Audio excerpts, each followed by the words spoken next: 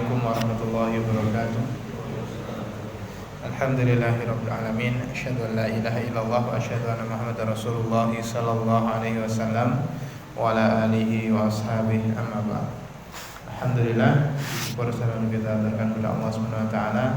Salawat serta salam semoga selalu tercurahkan kepada Nabi kita Nabi Muhammad sallallahu alaihi wasallam beserta seluruh sahabat, para tabi'in, para tabi'in, para alim ulama serta seluruh umat muslim hingga akhir zaman.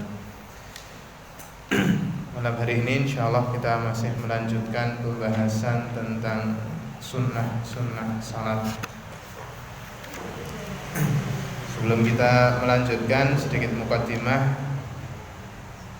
Salat itu menjadi puncak ibadahnya seorang muslim.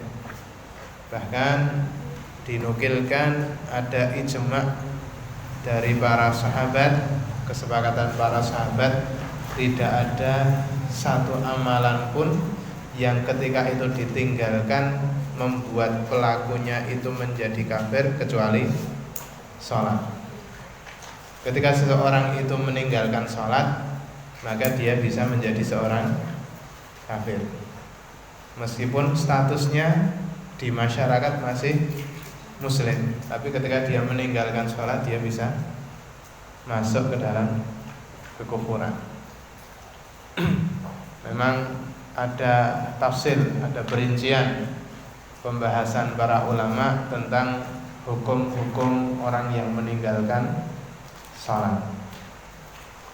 Ketika seseorang meninggalkan sholat karena dia membantah wajibnya sholat, karena dia tidak percaya tentang wajibnya sholat, maka seluruh ulama niku sepakat. Seluruh ulama sepakat bahwa orang yang meninggalkan sholat karena keyakinan sholat itu enggak wajib, maka dia hukumnya kafir. Bahkan ketika dia sebenarnya melakukan sholat, tapi dia punya keyakinan janjane ra sholat ya ora apa-apa, maka dia pun juga dikatakan orang yang kafir. Karena keimanan itu yang paling pokok adalah di dalam akidah niku. Tanpa menafikan, keimanan itu letaknya ada di tiga hal, yaitu keyakinan di dalam hati, ucapan di dalam lisan, perbuatan di dalam anggota badan. Tapi kalau masalah iman itu intinya atau paling pokoknya adalah di hati itu. Ketika seorang mengerjakan sholat tapi sebenarnya dia punya keyakinan janjane sholat yo ora wajib, atau seperti keyakinan sebagian orang di masa sekarang sholat 5 waktu ki ora enek. Padahal seluruh umat muslim sak bodoh-bodohne wong Islam niku mawon insyaallah tahu bahwa sholat yang diwajibkan oleh Allah itu ada 5 gitu.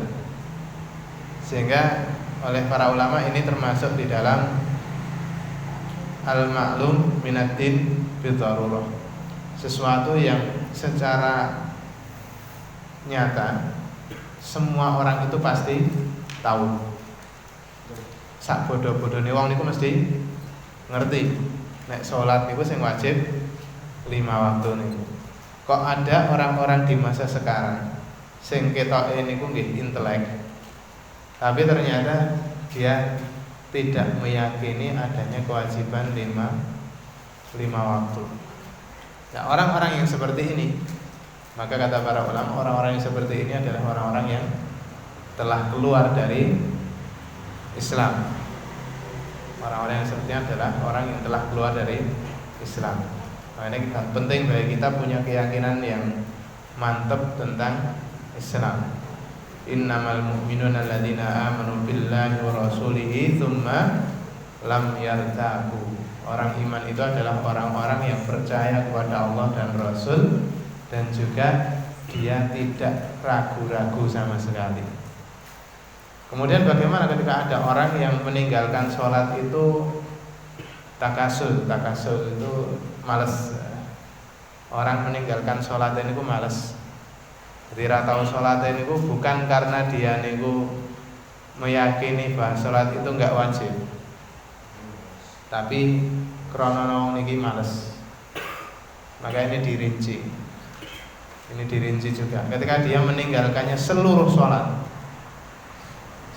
sholat wajib dia tidak kerjakan, maka berarti dia telah kufur. Meskipun janjane ya meyakini nek sholat niku wajib, tapi sholat 5 waktu ra pernah belas mboten enten, maka dia kufur. Atau sholatnya ini namung setahun ping pindho. Ngenten iki kemungkinan di daerah kita enten mboten. Orang-orang yang seperti itu. Sholatnya ini setahun ping kalih, Idul Fitri atau Idul Adha. 5 waktu ra tau. Jumatan nggih ra tau. Tapi nek bodo mesti melu. Nek bodo melu. Tapi nek 5 waktu mboten. Maka orang-orang yang seperti ini kata para ulama, fa innahu qad kafar. Dia sebetulnya telah kafir. Sedangkan ketika sholatnya itu hanya ada beberapa sholat yang dia tinggalkan, maka ulama terbagi menjadi 2 pendapat. Ada yang tetap menyatakan orang itu kufur, ada yang menyatakan dia tidak kufur. Dia tidak kufur. Kalau di mazhab Hanafi dikatakan bahwa orang yang seperti itu tidak kufur. Ketika dia meninggalkan sesekali sholatnya, dia ada sholat yang dia kerjakan, tapi ada juga sholat yang tidak dia kerjakan. Pokoknya di antara 5 waktu niku oleh nglakoni maghrib kali isya, subuh rapat ratau pokoknya. Tapi dia tetap meyakini bahwa sholat itu wajib. Maka kalau di mazhab Hanafi dikatakan dia tidak kafir. Berbeda dengan di mazhab yang lain. Di mazhab yang betul salah, mazhab Maliki, dia dikatakan dia tidak kafir tapi dia ditahan. Dia ditahan. Atau ada juga yang mengatakan dia tidak dikatakan kafir tapi dia dibunuh sebagai hukuman had. Dia dihukum had dengan cara dibunuh karena dia tidak mengerjakan salat. Di mazhab yang lain ada yang mengatakan dia tetap kufur dan dia harus dibunuh karena dia telah keluar dari Islam. Berarti dia murtad. Ala kulli hal, dengan perbedaan pendapat ini, kalau kita sebagai orang awam ini paling aman kita ambil pendapat yang paling aman bagi kita, yaitu kita tetap harus menjaga sholat kita. Jangan sampai kita meremehkan sholat. Ketika sudah waktunya sholat, jangan sampai kita meremehkan sholat kita. Sholat-sholat yang waktunya hanya sedikit, seperti sholat maghrib, harus benar-benar kita jaga. Sholat-sholat yang dijelaskan oleh Allah sebagai as-sholatil wusta di dalam Al-Quran, wa hafidhu ala sholati was sholatil wusta wa qumu lillahi qanitin. Sholatil wusta itu apa? Sholat asar. Sholat asar itu termasuk sholat yang paling genting. Bagi para pekerja menjadi waktu genting, nanggung, waktu nanggung. Jangan sampai sholat asar ini diremehkan. Bahkan di dalam satu riwayat dikatakan, man taraka sholatal asri habitat amaluhu. Barang siapa yang meninggalkan sholat asar, maka seluruh amalannya hancur. Salah satu pembatal amalan adalah meninggalkan sholat asar. Ini saking pentingnya sholat asar. Bukan berarti sholat liyane mboten patek penting, mboten. Sholat asar adalah yang paling penting karena terkadang ditinggalkan bagi orang-orang yang dalam tanda kutip sibuk nih. Maka meskipun jenengan dalam kondisi sibuk, umpamane ten sawah ya Mas. Ten sawah ajeng mulih ketoke napa ora nyandak nanggung banget, nggih lakukan sholat asar niku di sawah. Mboten napa-napa. Pakaiane reget selama itu suci mboten masalah. Selama itu menutup aurat dan suci, entene pakaian itu, nggih pun sholat dengan pakaian itu. Atau kalau memang sekiranya niku mampu, ke sawah bawa pakaian yang bersih nanti dipakai kalau mau sholat. Kalau memang sekiranya tidak, buatan nyandak nek kondorien, sholat asar di sawah bukan masalah. Inilah keistimewaannya umat Rasulullah SAW. Umat Rasulullah itu punya beberapa keistimewaan, diantaranya adalah seluruh bumi ini boleh dipakai untuk sholat. Kalau umat-umat terdahulu ibadah sholat niku hanya di tempat-tempat tertentu. Makanya nabi-nabi zaman dulu itu ketika melakukan sholat atau ibadah itu dilakukan di mihrab, di tempat yang khusus. Yang gede kayak masjid, langgar. Tapi kalau umat Nabi Muhammad SAW, wa ju'ilat li al-ardu kullahu masjidan wa tahuran. Untukku Nabi Muhammad dan umatku dijadikan seluruh bumi ini boleh dijadikan tempat sholat wa tahuran, dan juga boleh dijadikan untuk alat bersuci. Ini sedikit mukadimah tentang bagaimana kita harus menekankan diri kita untuk sholat, terutama anak-anak kita, putra-putrine jenengan, itu juga harus ditekankan untuk mengerjakan sholat. Jangan sampai sholat rasolat karepmu, sehingga kalau sampai anak-anak kita niku mboten kenal yang namanya sholat, na'udzubillah min dzalik, anak kita bisa terjerumus dalam kekufuran karena meninggalkan sholat niku. Saat ini kita bahas tentang sunnah sholat, tentang bacaan tasmi' dan tahmid. Ini kita ulas lagi, karena bacaan tasmi' dan tahmid kalau kemarin sebenarnya sudah kita bahas tentang wajib sholat, tapi ada khilafiyah di kalangan para ulama. Sebagian ulama dan mayoritas ulama niku mengatakan bahwa bacaan tasmi' dan tahmid itu hukumnya mustahab atau hukumnya sunnah. Bacaan tasmi' dan tahmid menurut jumhur ulama, mayoritas ulama, hukumnya sunnah. Seperti di madhab Syafi'i, madhab Hanafi, madhab Maliki, niku mengatakan bahwa tasmi' sami Allahu liman hamidah, tahmid Rabbana walakal hamd, ketika i'tidal gini maksudnya, niku hukumnya sunnah. Berbeda dengan di madhab Hambali yang kita tulis kemarin waktu membahas wajib sholat, itu kita nukilkan dari madhab Hambali bahwa tasmi' dan tahmid itu hukumnya wajib.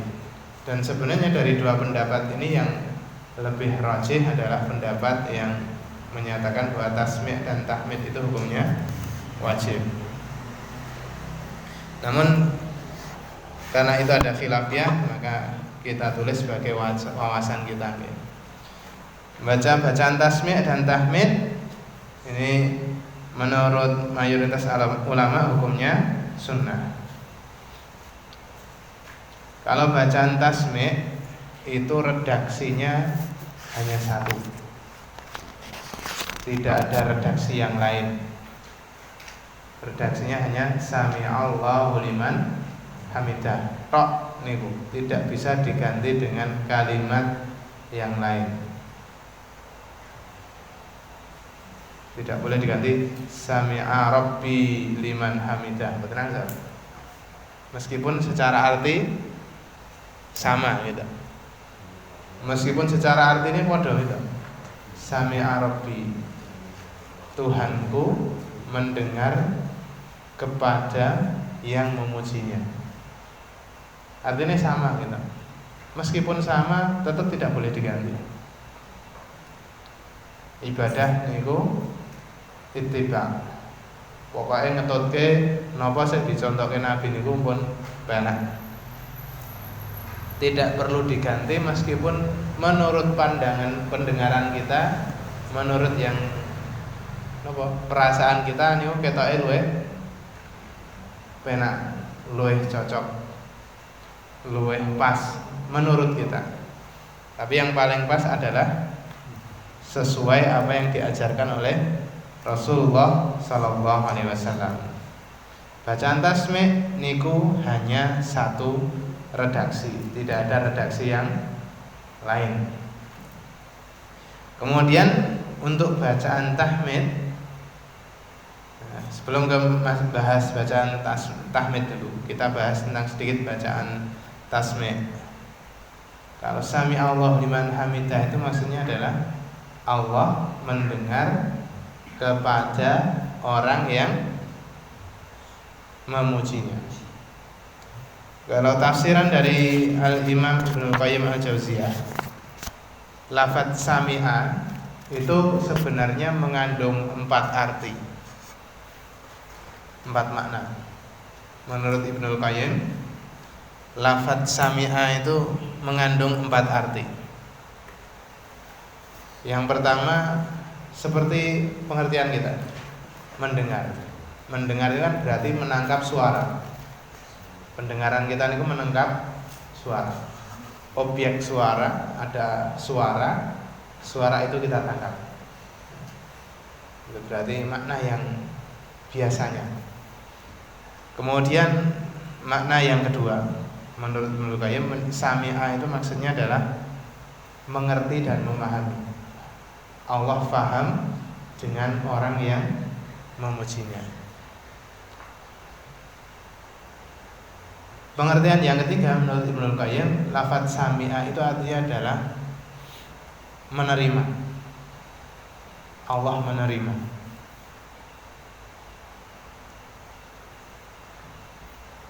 Qabilallahu man hamidah.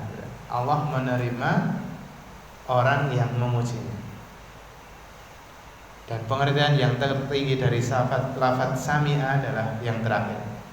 Sami'a maksudnya ajaba, Allah mengabulkan.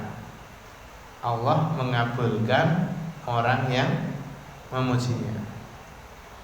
Karena orang yang memuji itu biasanya setelah pujian itu napa? Ya, biasanya jenengan niku nek ngelem niku biasanya napa? Ajeng njaluk gitu. Pak, jenengan iki tak kok anu ganteng. Jenengan kata eloman, jenengan niku ketoke kok luar biasa apik. Dinten niku jenengan kok benten. Bar niku enten buntute biasane itu.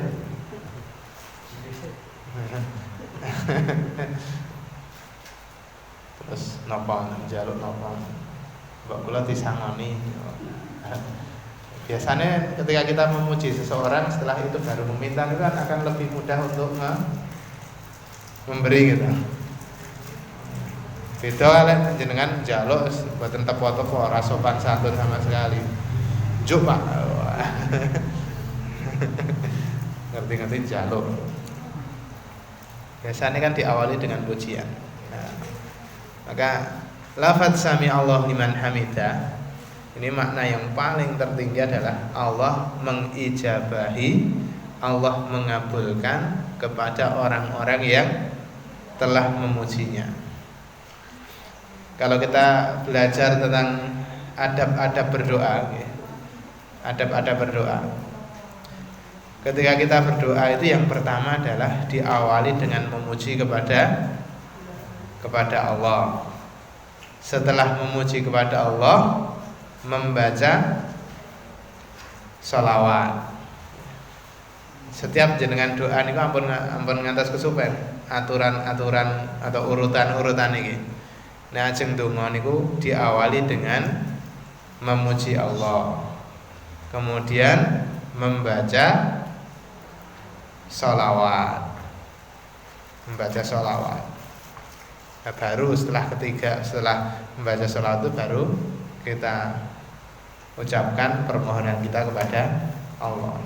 Karena dulu ada di zaman Rasulullah SAW niku ada orang yang lendungan niku mboten nganggo sholawat, ngerti itu langsung donga, ya Allah Mbok kula nyuwun ngenten nyuwun ngenten. Nah, oleh Rasulullah SAW dikatakan bahwa kamu itu orang yang tergesa-gesa.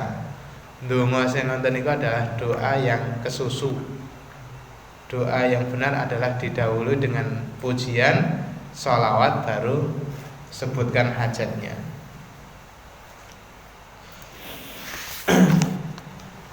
Kemudian untuk bacaan tahmid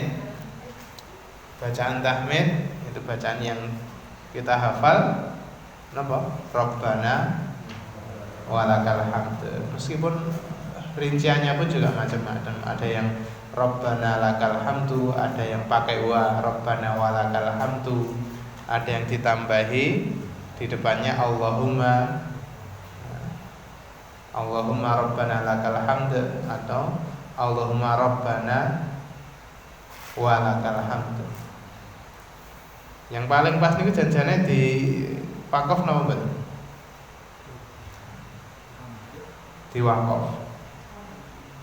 Diwakofkan. Wakofnya pripun? Hamdu niku di sukun. Pokoke nek jenengan maca Quran niku sing mburi dhewe niku di sukun. Kecuali di lafaz-lafaz tertentu di dalam yang paling belakangnya itu fathah tain umpamanya. Itu kalau di paling belakangnya itu fathah tain itu nanti tidak disukun tapi di fathah kemudian jadi mat tabii atau namanya itu mat arid mat iwad.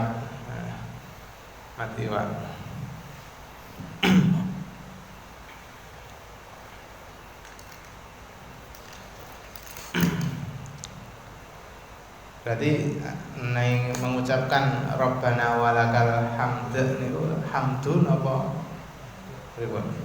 Dal itu ada kol-kolaknya gitu. Baliknya. Bukan Rabbana walakal hamd menengah. Niku dal ilang nek ngoten niku. Dalnya itu ada kol-kolahnya. Dal disukun itu adalah kol-kolah. Meskipun kol-kolahnya tidak harus terus langsung ketara banget gitu mboten. Separuh ini Mas. Rabbana walakal hamd. Seperti jenengan mengucapkan takbir itu kan bukan Allahu Akbaru toh. Nah jenengan takbir itu tapi Allahu Akbar.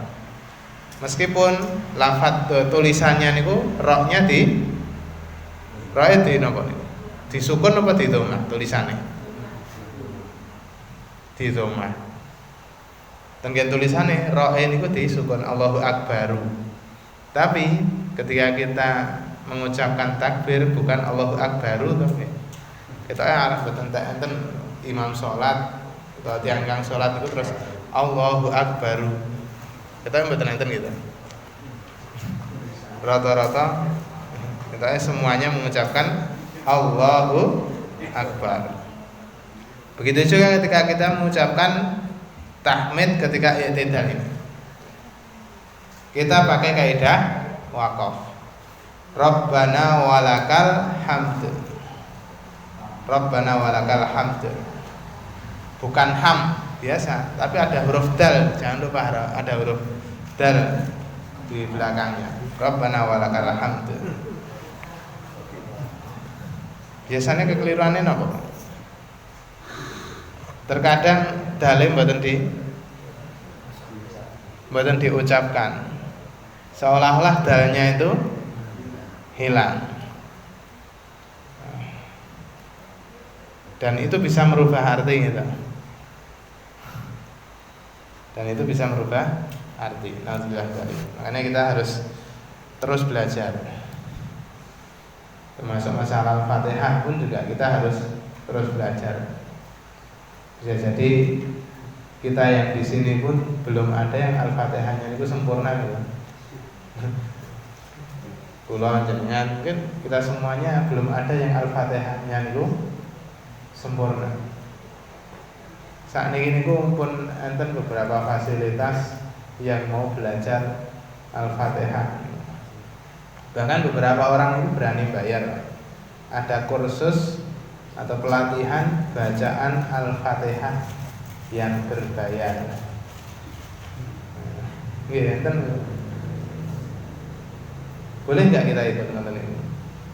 Boleh, tidak masalah. Boleh kita ikut yang pelatihan yang sekiranya berbayar. Wong ilmu dunia men wani bayar larang gitu. Ilmu dunia men wani bayar larang. Ini namun baik, namun di surat Al-Fatihah paling bayarnya namun pinter. Dan itu seharusnya kita pun juga wani bayar. Silahkan ketika jenengan punya kesempatan untuk ikut pelatihan Al-Fatihah itu dilakukan. Nggak boleh bagi para imam-imam sholat, karena Al-Fatihah itu menjadi pokok dari sholat. Makanya Rasulullah sendiri menamakan Al-Fatihah itu, salah satu nama Al-Fatihah adalah apa? As-sholat. Di dalam satu hadis sahih, yang hadisnya itu hadis qudsi, hadis yang riwayatnya itu langsung dari Allah. Allah mengatakan, inni qasamtus shalah baini wa baina abadi. Aku Allah membagi as-shalah. As-shalah lafadz as-shalah, tapi maksudnya huwa al-Fatihah. Yang dimaksud as-shalah itu al-Fatihah. Karena sholat itu yang paling identik, bacaan Quran yang paling identik dengan sholat adalah Al-Fatihah itu. Makanya Allah sendiri, bahkan Allah sendiri menamai surat Al-Fatihah itu dengan nama As-Shalah. Aku membagi Al-Fatihah menjadi dua, untuk Allah dan untuk hambanya. Karena Al-Fatihah itu menjadi paling pokok di dalam sholat, maka tidak ada salahnya kalau kita itu sering belajar Al-Fatihah. Bahkan beberapa orang itu belajar Al-Fatihah itu sampai berbulan-bulan, telung sasi niku belajar Al-Fatihah tok. Kira-kira ada niku pun tahu dari belajar Al-Fatihah selama itu. Dan itu belajarnya mboten meng napa nggih? Seminggu sekali mboten, tapi intensif. Selama 3 bulan niku sinau Al-Fatihah. Ben le ngucapke niku bener. Jangan sampai kita mengucapkan Al-Fatihah kekeliruannya sampai kekeliruan yang jali, kekeliruan yang tidak dapat ditolerir, yang bisa sampai membatalkan salat. Kembali ke bacaan tahmid. Bacaan tahmid itu yang paling ringkas adalah Rabbana lakal hamd. Rabbana lakal hamd ini menjadi bacaan tahmid yang paling ringkas. Ada tambahan wa, ada juga yang tambahannya Allahumma. Dan itu bisa dikombinasi antara Allahumma yang di depan dengan wa di tengah-tengah itu. Jadi dari tambahan lafaz Allahumma dan wa itu menjadi 4 kombinasi. Ada yang Rabbana lakal hamd, ada yang ditambahkan semuanya Allahumma Rabbana walakal hamd, ada yang Rabbana walakal hamd, ada yang Allahumma Rabbana lakal hamd. Ada banyak kombinasi. Adapun tambahan-tambahan dari lafaz tahmid itu ada macam-macam. Ada, kalau yang kita tulis di buku ini, di lembaran ini ada 3 zikir tambahan dalam bacaan tahmid ketika i'tidal. Tambahan yang pertama ini ada di dalam hadis Sahih Bukhari nomor 799, dan ini masuknya di sunnah takririyah. Napa niku sunnah takririyah? Sunnah takririyah itu adalah yang melakukan atau yang mengucapkan itu bukan nabi, yaitu sahabat. Yang melakukan itu adalah sahabat, kemudian Rasulullah menyetujuinya. Takrir atau ikrar itu kan persetujuan. Berarti ini adalah yang mengerjakan bukan nabi, yang mengerjakan sahabat, tapi nabi menyetujuinya. Bahkan waktu itu nabi mengatakan, manil qail bihadzal qaul, mau sing ngucapke kalimat ki sapa ya? Kemudian kata Rasulullah, malaikat banyak yang berlomba-lomba untuk menulis kalimat ini. Napa nih kalimatnya? Rabbana walakal hamd hamdan katsiran thayyiban mubarakan fi. Nate ngagem doa niki, Pak. Sesekali jenengan pakai niki. Niki dereng dawa banget niki. Niki dereng tak dawa banget. Niki kagem para penceramah, insyaallah kalimat niki bukan kalimat yang asing. Hamdan katsiran thayyiban mubarakan fi. Biasanya penceramah niku ngagem kalimatnya ini ditambahi kama yuhibbu rabbuna wa yarda. Itu kalau ketika muqaddimah. Kalau ketika tahmid ya cukup Allahumma rabbana wa lakal hamd hamdan katsiran thayyiban mubarakan fi. Kalau artinya adalah Rabbana wahai Tuhan kami wa lakal hamdu, bagimu segala puji. Hamdan katsiran, dengan pujian yang sangat banyak. Katsiran itu artinya bukan namun banyak, tapi katsiran itu artinya sangat banyak. Katsir sirat mubalaghah, bentuk yang menyangatkan. Katsiran itu sangat banyak. Hamdan katsiran, pujian yang sangat banyak. Mubarakan fi, yang diberkahi di dalam pujian-pujian tersebut. Thayyiban, yang baik. Thayyib, jadi thayyib ini artinya apik. Atau kalau tip itu baunya bagus. Baunya bagusnya berarti wangi.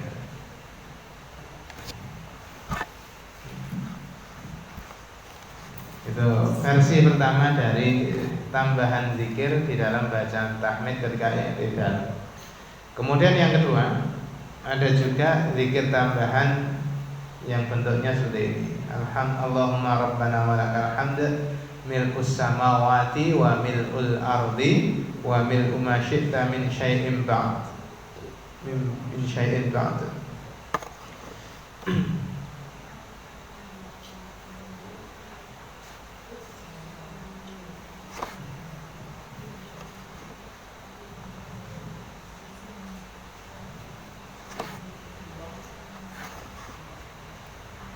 Ya Allah, Tuhan kami, bagimu segala puji sepenuh langit dan sepenuh bumi dan sepenuh apapun yang engkau kehendaki dari segala sesuatu setelah itu, setelah langit dan bumi. Pujian Allah itu tidak terkira. Pujian Allah itu sangat banyak. Ada pujian-pujian Allah yang diajarkan kepada Rasulullah SAW. Ada juga pujian-pujian Allah yang Allah simpan sendiri. Ada yang Allah simpan sendiri yang tidak diajarkan kepada Rasulullah SAW.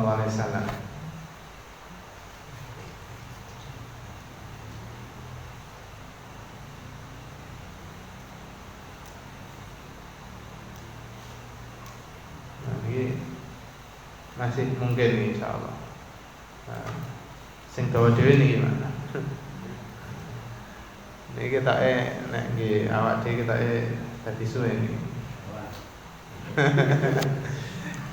Padahal sebenarnya ketika ada sunnah yang ditinggalkan, banyak sunnah yang ditinggalkan ketika sedang sholat adalah salah satunya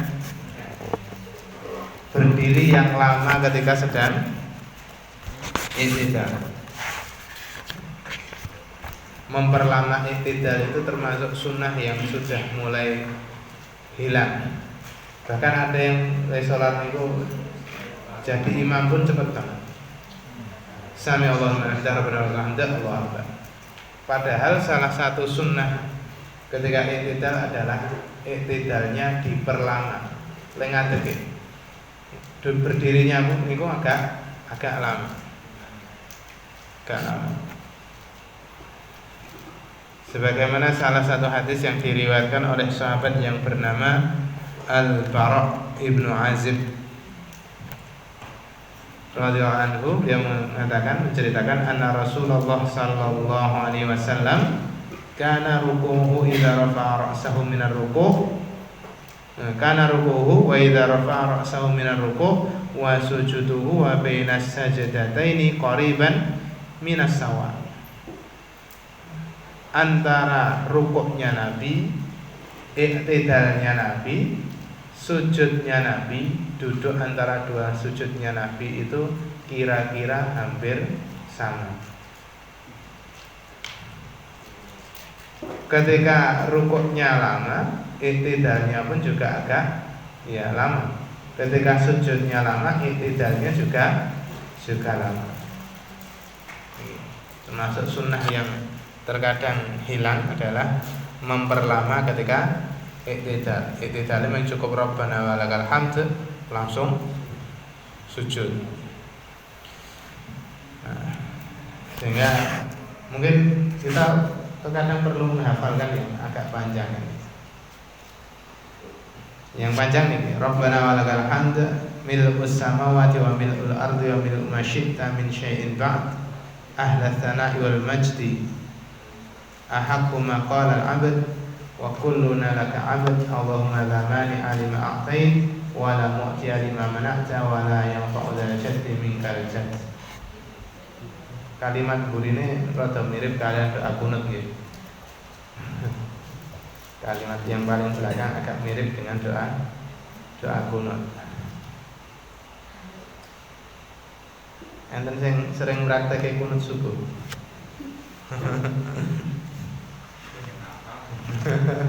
Mboten apal terus mboten tahu praktek gitu.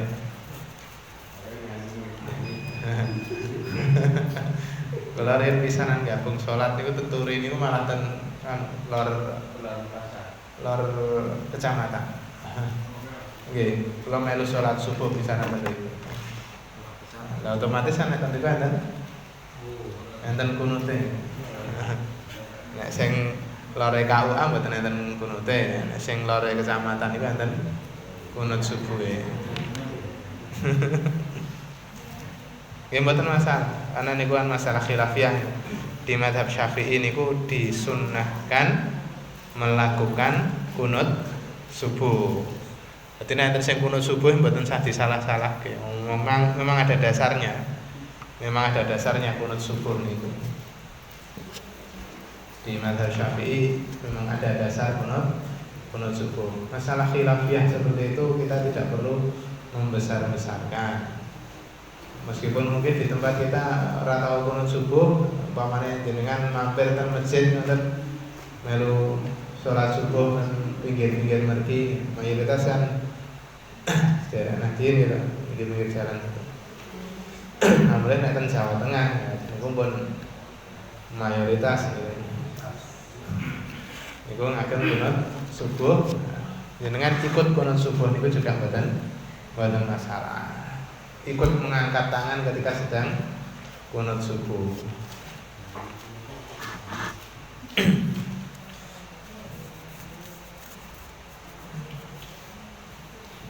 Nah, untuk bacaan tahmid ada banyak macamnya.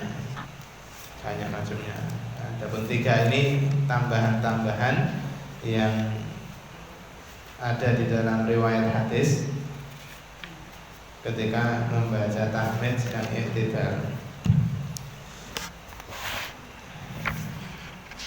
Ketika kita i'tidal itu posisi tangan pripun? Riyen ya.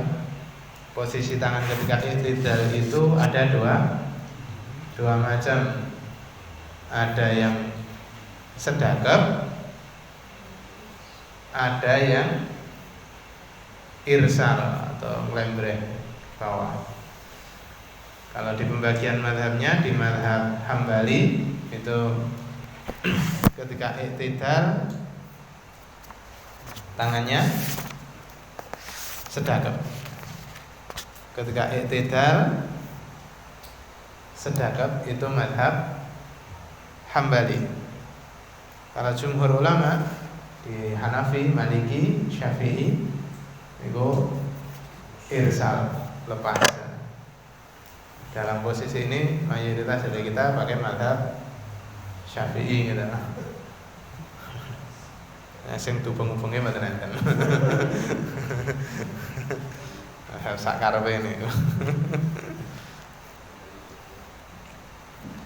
Kemudian yang selanjutnya sunnah sholat adalah membaca tasbih lebih dari sekali dalam rukuk maupun sujud. Wajibnya kemarin kita sekali. Membaca bacaan tasbih ketika rukuk dan sujud itu wajibnya hanya sekali.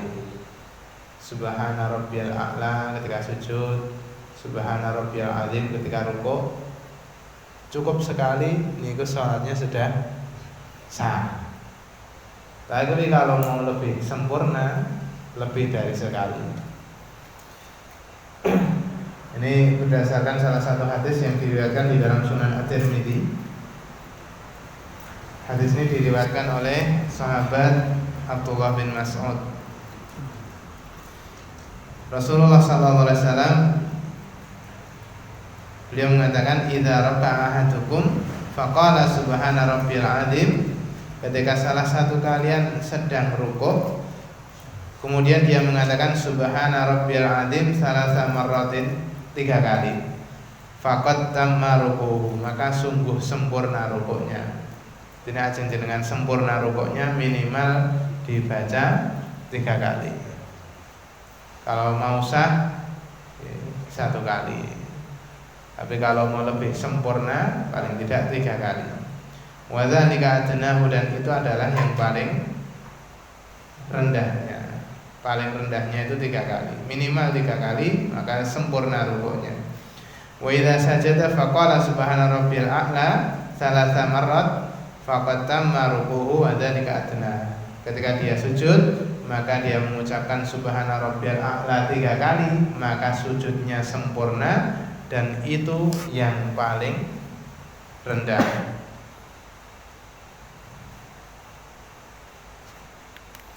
Kalau bacaan sekali itu sudah cukup, sekali itu sudah sah. Tapi kalau 3 kali itu lebih sempurna. Kalaupun jenengan mau membaca itu lebih dari 3 kali, itu pun juga diperbolehkan. Di dalam Sunan At-Tirmidzi juga dikatakan, nah, ini penjelasan dari para ulama.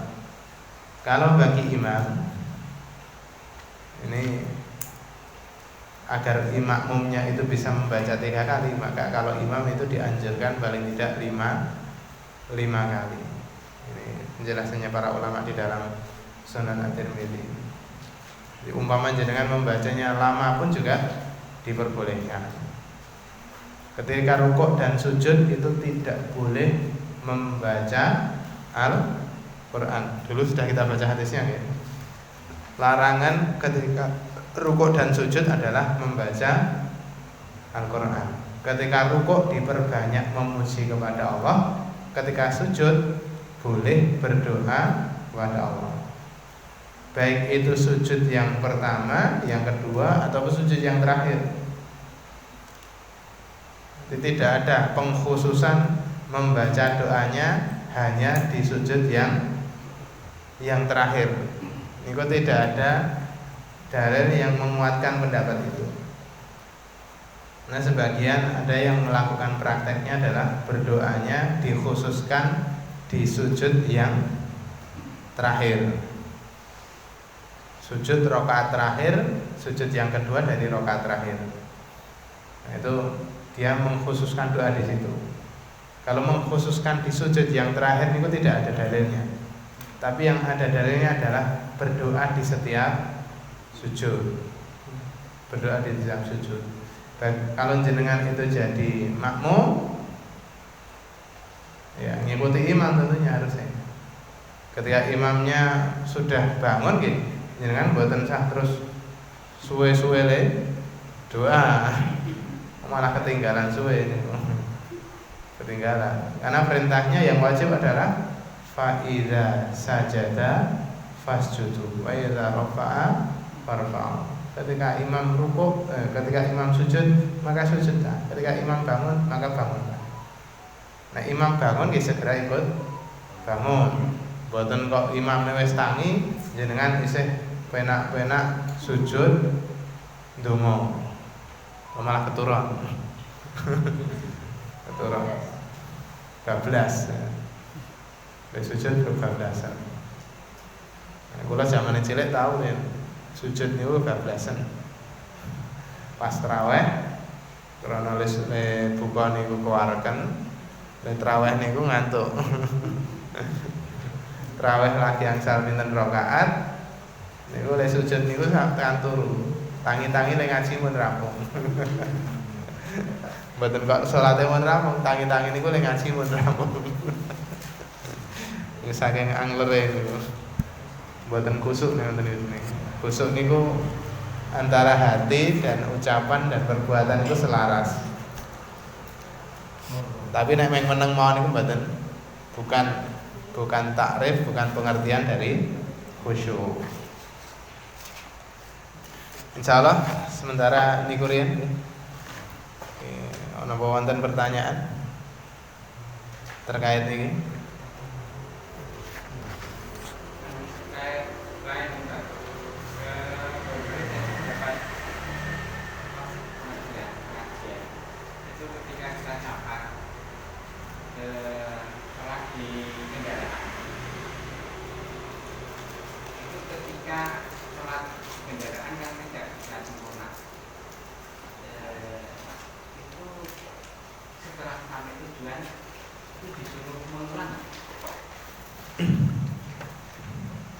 Sholat itu adalah kita akan melakukan kewajiban yang sudah ditentukan waktunya.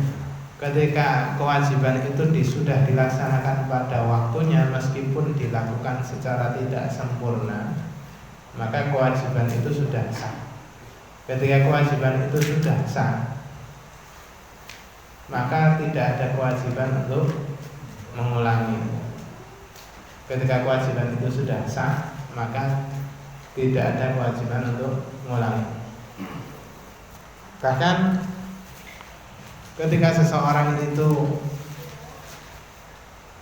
melakukan sholat dalam kondisi syarat sahnya itu ada yang terlewatkan karena memang tidak mampu untuk dilaksanakan. Apa nih syarat sahnya tidak mampu untuk dilaksanakan? Kemudian dia melakukan sholat tersebut dengan semampunya,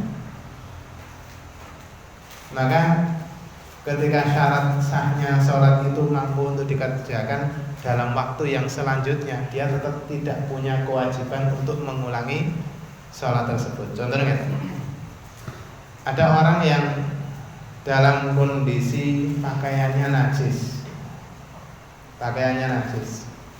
kemudian dia tidak mampu untuk mensucikan najisnya pakaian tersebut. Dia tidak punya kemampuan untuk mensucikan atau menghilangkan najis tersebut. Ya, dia mungkin bisa wudu, tapi dia tidak punya kemampuan untuk menghilangkan najisnya, atau mungkin dia hanya mampunya tayamum. Kemudian dia melakukan sholat dengan pakaiannya yang najis karena memang tidak punya pakaian yang lain. Dia melakukan sholat dalam kondisi pakaiannya najis. Nah, dalam kondisi seperti itu, dalam kondisi yang darurat seperti itu, maka sholatnya tetap dianggap sah. Berdasarkan keumuman dalil, fattaqullaha mastata'tum, bertakwalah kepada Allah dengan sekuat kemampuan kalian. Nah, ketika sholat itu sudah sah, maka di kesempatan yang lain wawan jenengan terus kondur dugi griya, kemudian punya pakaian yang suci, maka saat itu jenengan tidak punya kewajiban untuk mengulangi sholatnya, karena sholatnya sudah dikatakan sah. Berbeda dengan kondisi ketika umpamanya tadi kondisinya safar, gitu. Kondisinya safar, kemudian ketika jenengan memperkirakan ketika sampai tujuan atau ketika nanti istirahat jenengan itu punya kira-kira nanti bisa sholat di tempat istirahat, maka jenengan berkewajiban, lebih wajib untuk sholatnya ketika di tempat sampainya tadi. Ketika jenengan bisa memperkirakan, umpamanya jenengan saking kantor, mungkin dugi griya itu paling sekitar jam 4 dan itu masih mancing asar. Nah, sholat dan kendaraan kita ra mungkin atau sangat tidak sempurna. Ketika jenengan bisa memperkirakan sampai pada tempatnya itu masih waktu sholat, maka jenengan lebih dianjurkan sholat di tempatnya, karena sholat di tempatnya itu kondisinya lebih sempurna. Untuk sholat wajib itu kan sempurnanya adalah tidak di atas kendaraan. Kalau di dalam riwayat-riwayat yang sahih itu Nabi itu melakukan sholat sunnah, sholat di atas kendaraan itu ketika sholat sunnah. Nabi sholat di atas kendaraan itu ketika sholat sunnah. Dan kendaraan yang dimaksud itu dulu dalam bentuk apa? Unta. Saat ini jenengan numpak motor sholat itu tidak mungkin juga.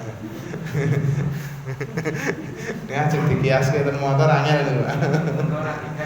Oke, motor ra digas aku. Motor lepas setang bebas. Nek unta dilepas setange tulik taline dilepas unta tetep mlaku. Tapi nek nggih motor lepas setange gledak. Kendaraan yang bisa dikiaskan ya contohnya nek saniki sepur gitu. Terus numpak sepur ketika memang bisa memperkirakan sepur kan saniki rata-rata saged tepat waktu gitu nek saniki. Nek riyen kan oke telat nek riyen. Ketika memang bisa memperkirakan nanti pas istirahat bisa turun dan kemungkinannya tidak telat. Nek medun terus telat terus gajar nggih, mending mboten medun.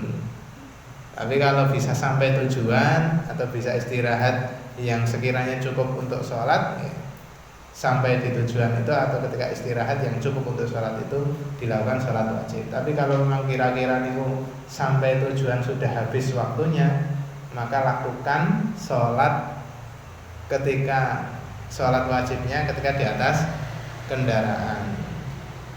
Paling jangan numpak pesawat juga, numpak pesawat itu kan nggih mboten mungkin lan jenengan medun. Numpak pesawat dilakukan sholat di atas pesawat. Adapun kiblatnya pripun? Sapol kemampuan. Sapol kemampuan nek ten pesawat niku. Mengke ajeng madhep kiblat jebule madhep mburi lah nggih, angel gitu. Tempatnya rada angel, terbatas sekali. Nah, kula riyen nate sholat ten dhuwur pesawat niku krana nek madhepe maju, krana perjalanan pulang. Krana perjalanan pulang saking Saudi riyen nek madhep krana salate arahe ngetan to nggih. Pesawate adep ngetan, nek madhep ngetan itu mungkuri Ka'bah meneh. Waktu itu saya pinjam kursinya pramugari. Untungnya pramugari ini wong Indonesia. Untuk wong Indonesia aja ngobrol nggih bingung. Ngobrol kalih pramugari ini ajeng cilik, kursine nggih salat. Nek memang mampu bisa seperti itu. Tapi kalau memang sekiranya nggak mampu, lagi kok nek ngerti-ngerti kabeh do melu cilik kursine pramugari ra mesake pramugarine gitu. Nggih pun jenengan menghadapnya sakpol kemampuan, pol-pole mungkuri Ka'bah nggih mboten masalah. Fa aina ma tuwallu wujuhakum fa thamma wajhullah. Dimanapun kalian menghadap maka disitulah Allah. Disitulah Allah. Dalam kondisi darurat ketika jenengan sholatnya tidak menghadap kiblat itu diperbolehkan. Ada syarat-syarat sahnya sholat yang dalam kondisi tertentu itu ditinggalkan, tapi sholatnya tetap sah, seperti menghadap kiblat.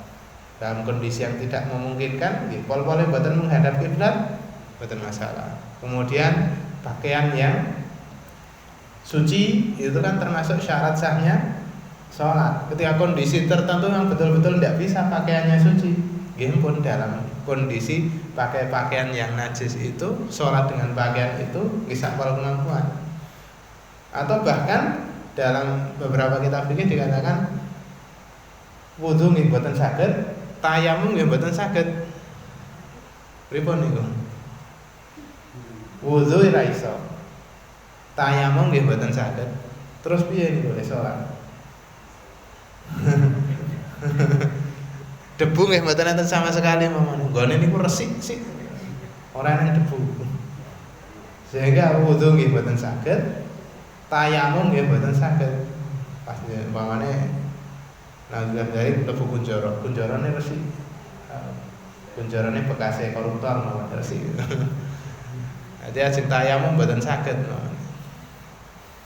Nggih pun salat dalam kondisi tidak berwudu, tidak bertayamum, salatnya sakpol kemampuan. Karena salat itu lebih wajib daripada bersucinya.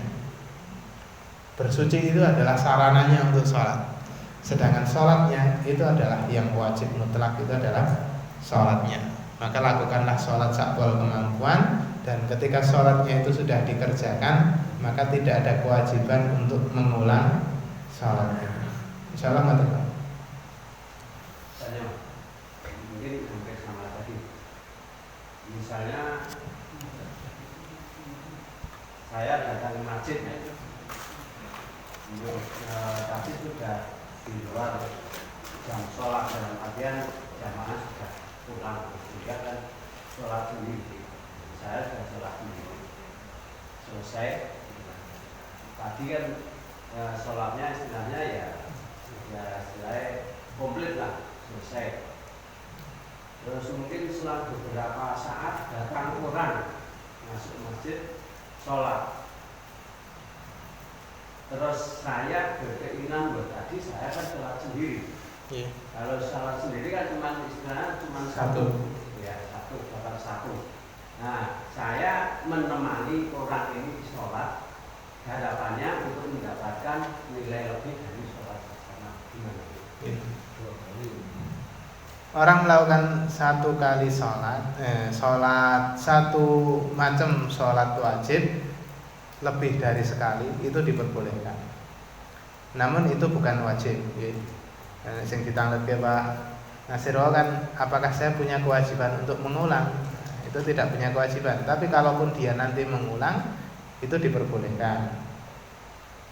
Wamane ten omah enten koncone, aku tak pengen sholat wajib meneh. Tapi namanya itu bukan wajib, tapi itu sholat sunnah. Nah, ketika jenengan sholat sendiri di masjid, kemudian ada orang yang datang, kemudian jenengan menemani untuk terjadi sholat jamaah, maka hukumnya diperbolehkan. Berarti jenengan yang menemani itu hukumnya sunnah. Yang wajib jenengan adalah yang pertama tadi, menemani orang yang sholat ketinggalan, itu hukumnya sunnah. Makanya dulu Rasulullah SAW pernah melihat ada orang yang ada orang yang selesai sholat berjamaah, dia baru datang, kemudian dia sholat sendirian. Kemudian Rasulullah menegur, kenapa tidak ada yang mau bersedekah kepada orang ini? Kok rene sing gelem sedekah ning gone sing kari kita ya. Berarti Rasulullah menganjurkan ada orang yang menemani orang lain tadi untuk sholat. Berarti boleh ketika jenengan tadi sholat sendiri, kemudian pengen mendapatkan pahala yang secara umum sholatul jamaati tafdhulu ala sholatil fardhi bisa ba'in wa isyrina darajah, itu boleh. Secara umum itu dalil umum itu. Sholat berjamaah itu pahalanya 27 derajat dibandingkan sholat sendirian 27 derajat. 27 derajat itu kalau penjelasannya pensyarah hadis itu maksudnya adalah 27 lipatan, 27 sab'in wa isyrina dhifan, 27 lipatan. Jadi dhewe niku siji, nek wong 17 27 kali. Mboten derajat napa niku? Napa niku? Derajat Celcius. Derajat napa niku sing kuadrat ngoten niku. Mboten ping 1 pangkat 27 niku mboten. 1 pangkat 27 niku kira-kira pinten? Tetep 1 gitu. Nah, dipangkat 1 ambek dipangkat ke 100 nggih tetep 1. Kemudian dalil yang kedua itu yang dilakukan oleh Mu'adz bin Jabal. Mu'adz bin Jabal itu dalam sholat tertentu dia pernah sholat itu makmum Nabi. Kemudian dia pulang ke rumahnya, pulang ke desanya, kemudian di desanya dia jadi imam sholat di desanya, di kampungnya. Jadi tenabawi makmum Nabi, begitu mulai ten desane jadi imam ten masjid desane. Itu yang dilakukan oleh Mu'adz bin Jabal. Dan itu tidak diingkari oleh Rasulullah SAW, berarti itu diperbolehkan. Dan ini malah berjamaah 2 kali, Pak. Berjamaah kali Nabi tadi makmum, yang kedua berjamaah dengan kaumnya jadi imam. Dan itu diperbolehkan, bukan masalah. Wallahu a'lam, insyaallah seperti itu. Wonten malih? Nah, sampun cekap kita tutup nanti doa kafaratul majelis. Subhanakallahumma bihamdika asyhadu an la ilaha illa anta astaghfiruka wa atubu ilaik. Assalamualaikum warahmatullahi wabarakatuh.